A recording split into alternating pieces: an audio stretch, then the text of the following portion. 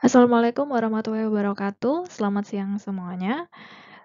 Pada pertemuan 11 di mata kuliah Azas Ruang Dalam kali ini, kita akan membahas mengenai pencahayaan dan akustik ruang.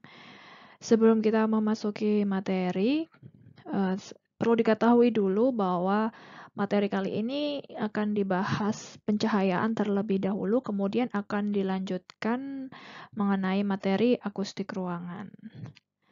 Kita akan mulai ya.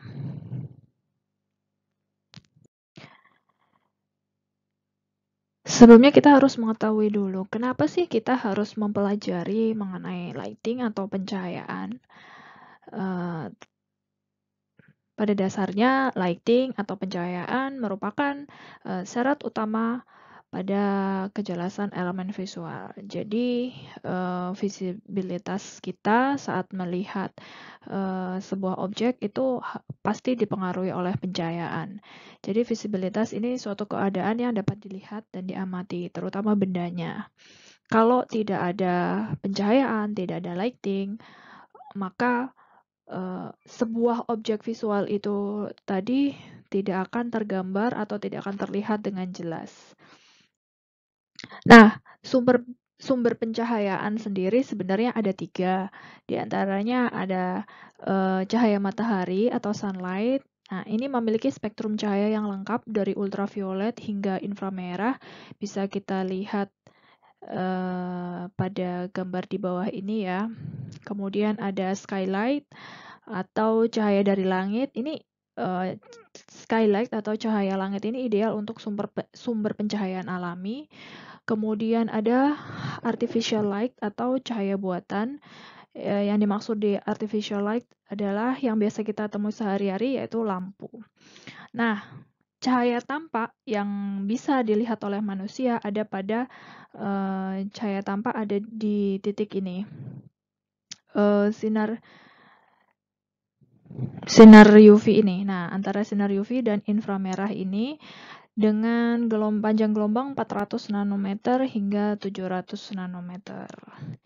Dan spektrum cahaya tampak antara lain adalah warna ungu, biru, hijau, kuning, orange, dan merah gitu. Oke, selanjutnya ada beberapa faktor pencahayaan alami yang perlu kalian ketahui. Di antaranya ada komponen langit, komponen refleksi luar, dan komponen refleksi dalam. Seperti apa sih? Komponen langit itu ialah komponen pencahayaan langsung dari langit. Jadi kalau dijelaskan pada gambar visual ini, komponen langit ini tadi, cahaya dari langit masuk secara langsung ke bangunan ya. Ada di sebelahnya ada penghalang, tapi komponen langit ini tadi langsung masuk ke dalam ruangan. Sementara komponen refleksi luar adalah bahwa penghalang di luar bangunan ini memiliki peran sebagai refleksi pencahayaan. Jadi cahaya yang masuk dia memantul ke penghalang ini untuk masuk ke ruangan.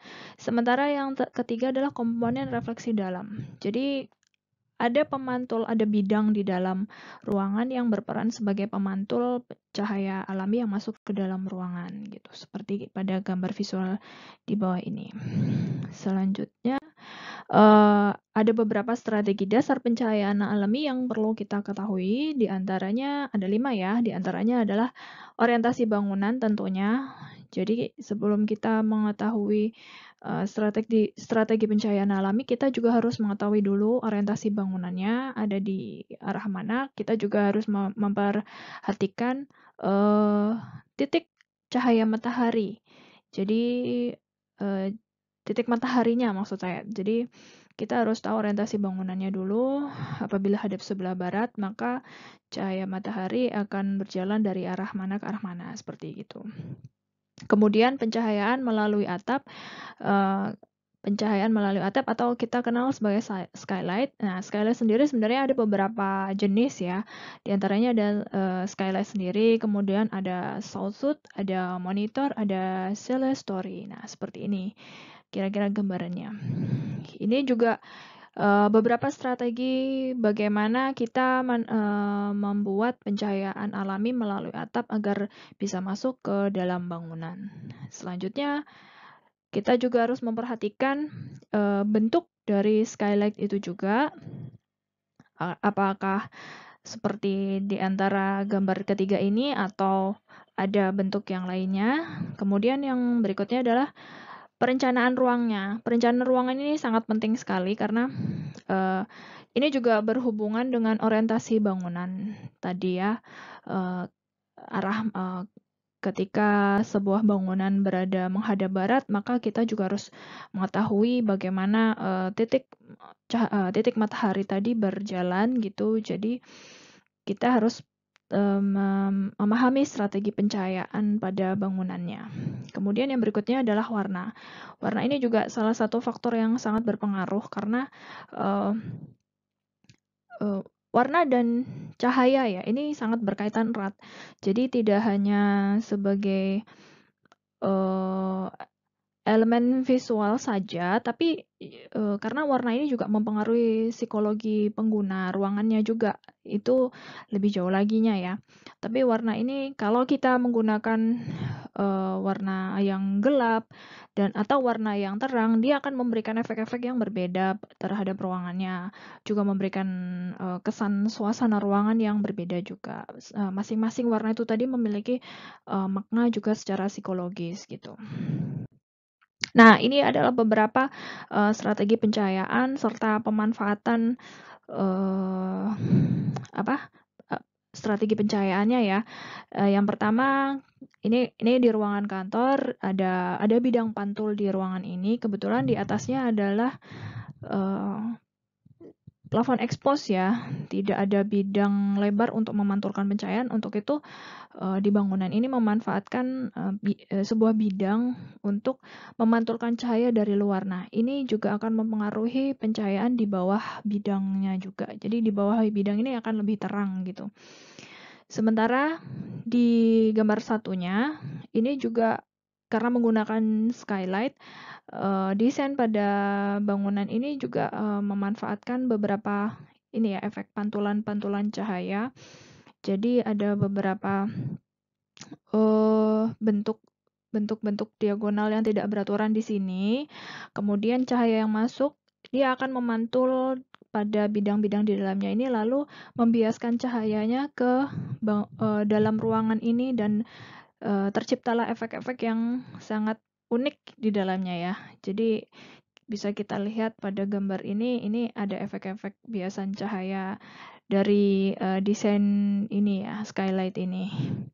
Selanjutnya lagi, ini ada beberapa skylight. Ini 2 skylight dengan beberapa treatment ruangannya ya. Jadi pada gambar sebelah kiri ini, skylight ini langsung dari atap, tapi di bawahnya juga ada alat ada penutupnya gitu. Lalu di sebelahnya juga skylight dari cahaya langit langsung gitu, tapi dia atapnya atap miring. Berbeda pada sebelah kiri ini atapnya atap datar gitu ya. Kemudian ini ada beberapa tools ya, perangkat lain yang membantu memfilter cahaya alami yang berlebihan masuk ke dalam ruangan. Contohnya pada sebelah kanan dan kiri ini dia menggunakan curtain ya, roller blind gitu untuk supaya bisa memfilter cahaya yang berlebih dari luar bangunan yang masuk ke dalam bangunan, baik kanan maupun kiri. Ini juga karena apa? Karena cahaya matahari juga tidak hanya memberikan pencahayaan langsung, tapi juga membawa radiasi panas ke dalam ruangan. Nah, ini juga pada akhirnya akan berpengaruh juga terhadap penghawaan di dalam ruangannya. Nah, ini adalah tugas desainer untuk bisa menyeimbangkan antara cahaya matahari dengan penghawaan di dalam ruangannya gitu. Selanjutnya kita akan mempelajari mengenai artificial light. Artificial light yang kita kenal dalam kehidupan sehari-hari tentunya adalah lampu ya. Jadi kenapa sih ada lampu? Karena tujuannya adalah untuk menjangkau ruangan yang posisinya sulit mendapat cahaya alami, kemudian intensitas cahaya tetap dapat diatur, dan tidak menimbulkan kenaikan suhu udara. Nah, ini tadi, kalau pada cahaya alami, kita tidak bisa mengontrol radiasi panasnya, suhu udara yang masuk gitu. Tapi pada lampu kita juga bisa mengontrol suhunya ya, radiasi panasnya. Tapi pada lampu ini juga kita kekurangannya adalah memerlukan energi listrik dan harus maintenance secara berkala. Nah, perlu diketahui juga bahwa untuk mengetahui warna cahaya pada lampu itu bukan warna yang biru, putih, atau warna kuning gitu ya sebenarnya. Sebenarnya pakemnya pencahayaan warna cahaya pada lampu itu kita menggunakan angka dengan satuan Kelvin. Jadi kalau pada dus-dus pada kotak kardus lampu yang ada di pasaran itu di situ tertulis warna cool daylight, kemudian warm white, natural light. Nah, tapi sebenarnya lebih rinci lagi, di dalamnya itu ada keterangan yang lebih jelas, warna pencahayaan yang lebih rinci ya. Jadi kalau cool daylight misalnya adalah 5000 Kelvin, kemudian atau natural light sekitar 3500 Kelvin. Nah, pada desainer electrical ini lebih mengenal warna cahaya dengan satuan Kelvin gitu.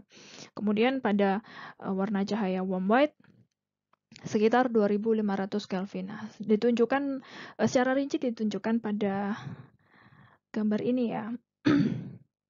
Oke. Nah, ini ada beberapa contoh artificial light.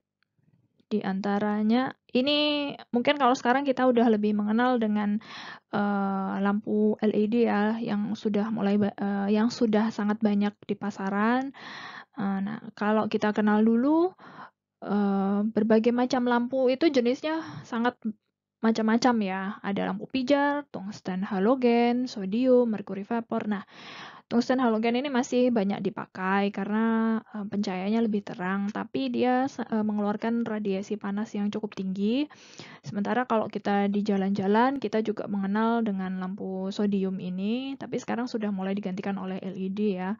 Kemudian merkuri vapor. Nah, lampu pijar ini juga banyak sih sebenarnya dulu, tapi sekarang udah mulai jarang di pasaran ya, karena orang lebih beralih ke lampu LED gitu. Kemudian ada metal halide, selang RGB LED, kemudian TL fluoresen tabung. Nah, ini juga lampu fluoresen tabung. Ini dulu sangat banyak di pasaran, jenis fluoresen ini macam-macam ya. Ini yang tabung. Kalau yang selain tabung ada lagi yang lainnya itu spiral seperti gitu. Lalu ada yang seperti huruf U itu juga ada. Kemudian lampu induksi gitu. Sementara distribusi pencahayaan sendiri ada berbagai macam. Di antaranya ada direct lighting, semi-direct lighting, general diffuse lighting, direct indirect lighting, semi-indirect lighting, dan indirect lighting. Jadi direct lighting ini pencahayaan langsung. Misalnya biasanya yang sering dipakai adalah untuk pencahayaan secara general adalah direct lighting, tapi tidak menutup kemungkinan menggunakan distribusi pencahayaan yang sangat beragam. Kemudian kalau misalkan general diffuse lighting itu biasanya kalau dipakai di rumah tinggal gitu ya, ada jenis pencahayaan yang lampu, kemudian di bawahnya itu ada seperti rumah lampu gitu. Nah, itu dia akan memberikan sebaran pencahayaan yang merata, tidak secara langsung, tapi dia akan membias secara merata ke ruangan gitu. Kemudian ada direct indirect lighting. Jadi ada biasanya sih seperti ini adalah di lampu LED ya. Ada bidang, kemudian nanti dia akan sebarannya bisa ke atas dan bisa ke bawah juga. Nah, ini juga bisa menyebarkan secara general juga, tapi dia juga memberikan efek-efek tertentu juga dan lain sebagainya. Oh ya, indirect lighting pun seperti itu.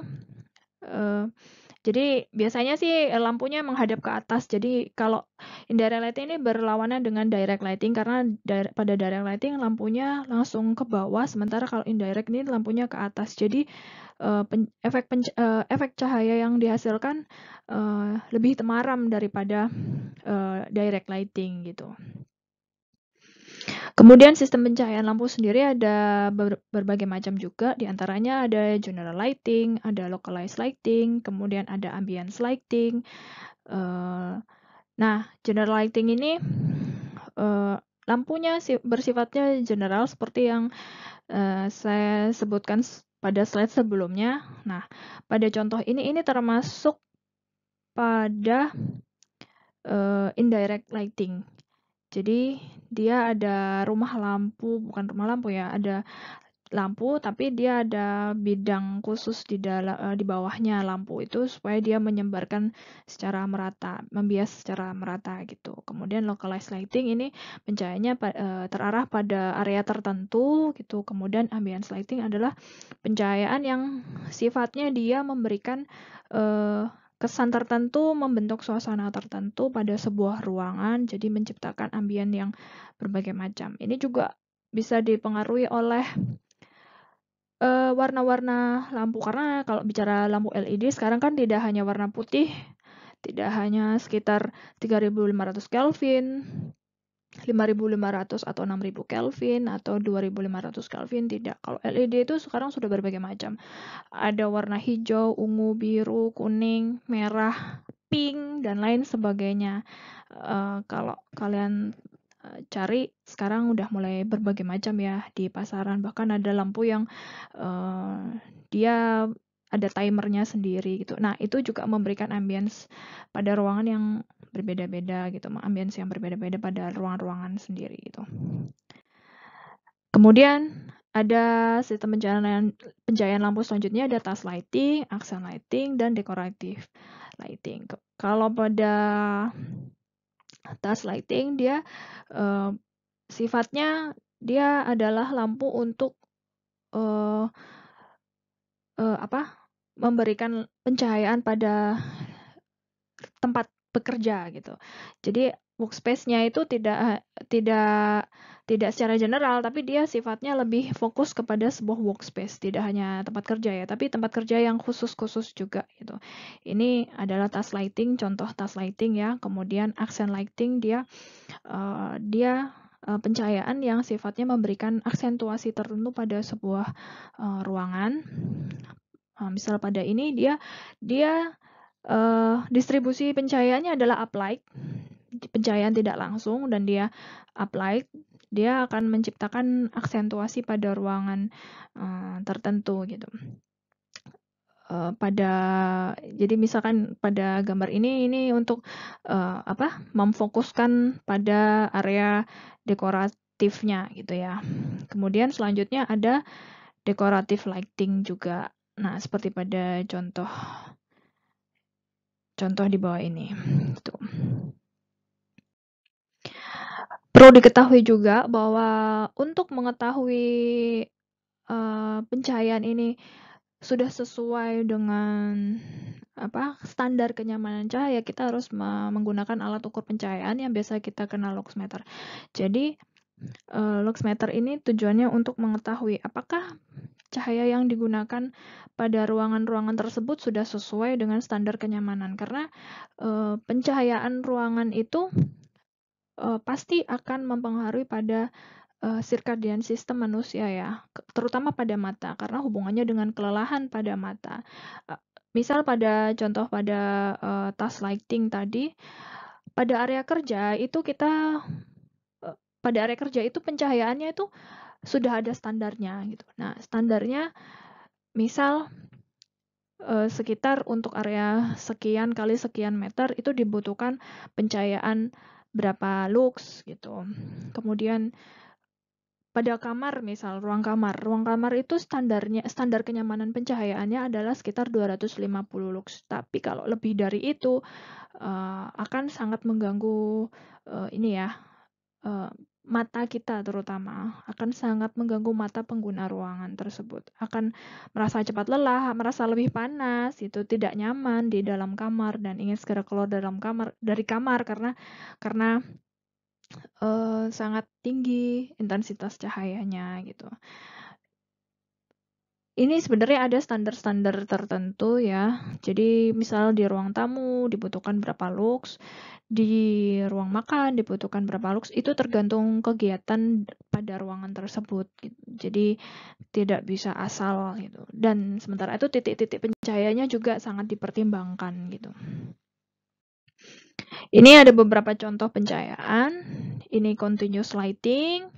Ada pada tangga, dia sifatnya adalah task lighting ya. Jadi dia menerangi tangga karena tangga ini kan sangat-sangat krusial gitu ya. Tempat orang naik dan turun, kalau tidak ada pencahayaan maka dia bisa bikin orang yang melewatinya jadi terganggu dan merasa kesusahan, misal seperti itu gitu. Maka task lighting pada area tangga ini bisa jadi sekaligus jadi efek pencahayaan tertentu gitu. Kemudian pada gambar sebelah kiri ini juga dia sebagai decorative lighting juga, selain jadi general lighting. Kemudian ini sebagai wall washer, downlight. Nah, distribusinya downlight, tapi dia menerangi dinding, jadi wall washer. Kemudian ini adalah contoh lighting dengan LED light ya, yang sudah saya sebutkan tadi, ada berbagai macam warna LED, warna kuning, biru, ungu, dan seterusnya. Ini akan memberikan ambience ya, suasana ruangan yang sangat vibran, sangat bikin orang bersemangat gitu misalnya. Contoh selanjutnya pada slide berikutnya adalah ini ada cafe dengan warna pencahayaan warm white ya. Kalau kita kenal warm white ini sekitar 5000 Kelvin gitu. Sekitar 2500 Kelvin. Kalau 5000 Kelvin itu lebih cool daylight ya. Nah, pencahayaannya general. Ini menggunakan lampu-lampu pijar yang biasa gitu. Nah, ini juga memperhitungkan selain desain ininya, decorative lightingnya juga ini lebih menonjolkan decorative lightingnya gitu ya. Lalu berikutnya di sebelah kiri ini pada minibar ini kita lihat ini hidden lamp. Jadi di dalam minibar ini, meja minibar ini, di dalamnya ada lampunya, kemudian dia ditutup dengan seperti panel gitu ya, supaya memberikan efek diffuse dari mejanya gitu, baik dari kakinya maupun dari top table-nya. Nah, di atasnya ini warnanya biru, sebenarnya bisa diakali dengan cahaya lampu warna putih gitu, tapi dia penutupnya itu warnanya warna biru muda, jadi memberikan efek warna yang berbeda antara top table dengan kakinya. Gitu. Sementara pada di bawahnya ini, nah ini udah menggunakan LED, karena warna lampunya sudah mulai beragam ya, ini udah ada warna ungu juga, kebiru-kebiruan gitu. Ini ada hidden lamp di artificialnya di sini. Kemudian ternyata ada efek lighting yang menunjukkan tanda panah-panah ini juga. Di bawahnya juga ini decorative lightingnya sangat bagus. Dia menggunakan lampu LED sih ini karena dia kecil-kecil juga gitu. Warnanya juga warna kuning. Nah, ini teman-teman bisa mulai menganalisa beberapa pencahayaan ruangan seperti contoh-contoh ini, dan teman-teman boleh mencari di tempat-tempat umum di public space gitu beberapa pencahayaan dan teknik-tekniknya. Oke. Nah, kita akan memasuki materi akustik ruangan. Perlu diketahui dulu apa sih akustik ruangan. Saya harap teman-teman yang menyimak YouTube ini mulai memahami akustik ruangan itu apa. Jadi akustik ruangan ini yang berkaitan dengan suara pada ruangan. Jadi dia berhubungan dengan kebisingan ruangan juga. Jadi sistem akustik sebagai salah satu faktor yang menentukan kenyamanan dalam interior berhubungan dengan berbagai macam ruang dan fungsinya. Untuk ruangan-ruangan tertentu yang menghasilkan suara yang bising dan volume yang besar, membutuhkan suatu penanganan khusus agar ruangan tersebut tidak akan mempengaruhi ruangan lain di sekitarnya. Nah, maksudnya pada sebuah ruangan itu pasti kita harus mempertimbangkan akustiknya juga, gitu. Beberapa ruangan yang biasanya menggunakan pertimbangan akustik ruang khusus itu seperti bioskop, kemudian studio musik, itu yang sangat umum ya.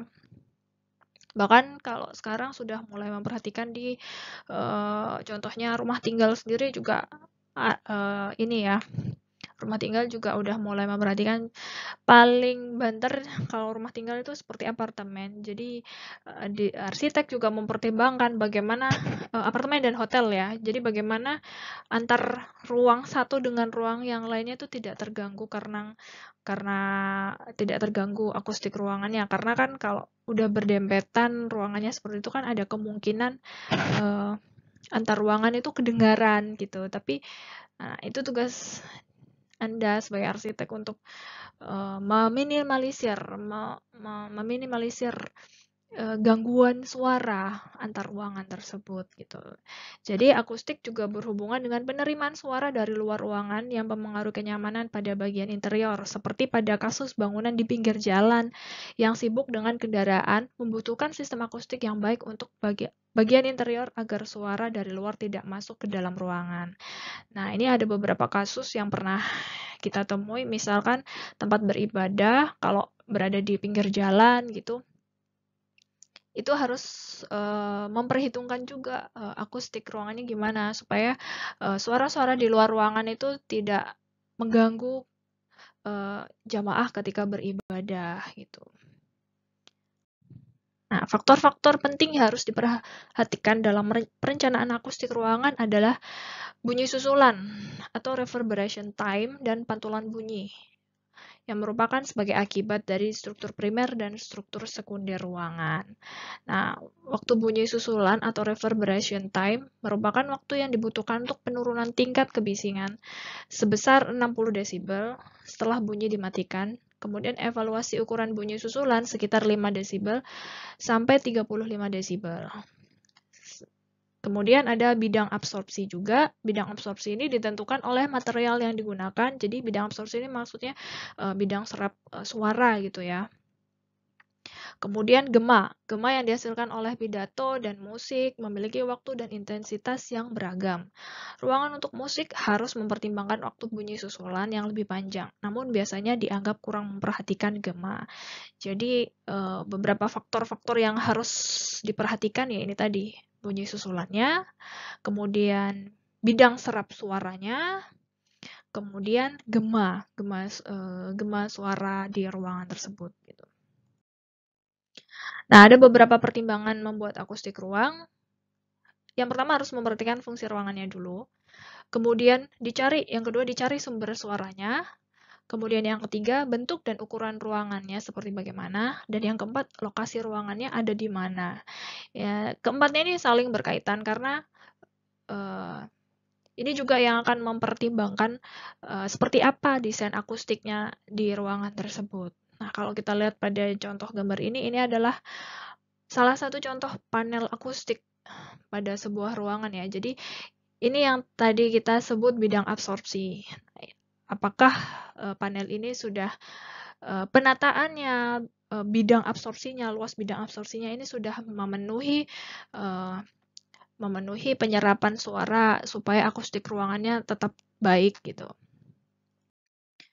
Nah, ada persyaratan ruangannya. Yang pertama untuk waktu bunyi susulan. Nah, ini tergantung pada penggunaan tertentu dan volume ruangannya. Ini ditentukan oleh frekuensi bunyi, lebih panjang pada frekuensi rendah, lebih pendek pada frekuensi tinggi, dan nilai optimal terdapat pada frekuensi 50 Hz. Kemudian kejelasan ucapannya atau speech intelligibility-nya ini digunakan untuk menilai tingkat audibilitas kata yang diucapkan.